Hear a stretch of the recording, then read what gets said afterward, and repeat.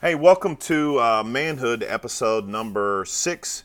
This one is the man as a paradox. A paradox is a statement that contradicts itself. Dr. Robert Lewis in Men's Fraternity said the paradox principle of manhood is a man must die to live. A man in flesh, in himself, wants to take care of himself, wants power, lust after things, but that's not the animal that we need to be feeding as a man. And so a man, in order to truly live, in order to truly have life and flourish, some things inside of him he must let go of, and he must die. I was an aspiring college football coach. I'd been a graduate assistant coach at the Division I level. I was a Division II position coach, and I had a dream, I had a desire to be a college football coach.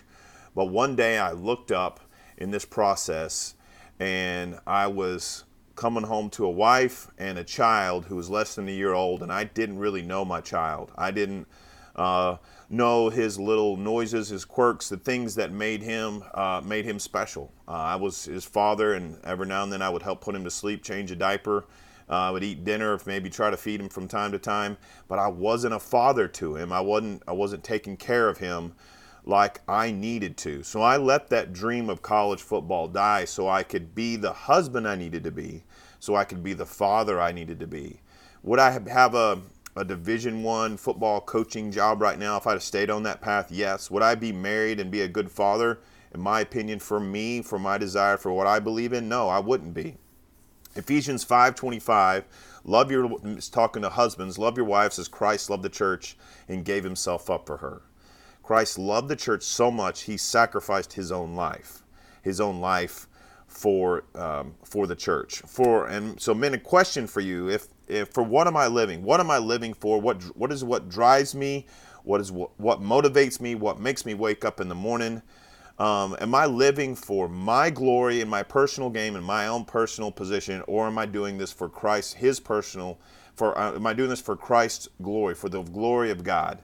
God did not put me here on this earth to worry about myself and me more than my wife and my kids and my family. The husband, the father, to truly live, it's not certain things inside of him he must let go of, and he must let that die so his family can be successful and flourish. I am not my wife's servant. Contrary to popular culture, the man is not another child for the wife to take care of, and she is not my servant either. Contrary to old culture, where the woman was truly subservient and more of a servant to the husband. She is my teammate. She is my helpmeet that God ordained to do life with me, to help me lead my family well.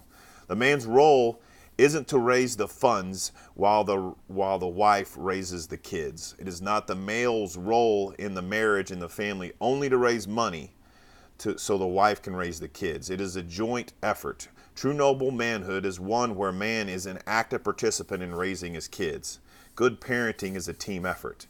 So as a father, as a husband, as a leader of the home, it is a joint effort in raising the kids. It is not just one where here's what it is not also. It is not one where I come home and I'm only the disciplinarian. I'm the one that drops the hammer. It's not one. There's times when my wife needs to drop the hammer as well, where we both are to work to enforce discipline. We both work to show love. Yes, my wife is more of the heart, and I am more of the head of things, where we do parent differently, but at the same time, I am one that shows love to my kids. I'm the one that shows care to my kids. I'm the one that picks them up and lets my kids cry it out when they need to. It's not all about gruffness, as I will come across of too many times. I show my kids love and care and listen to them.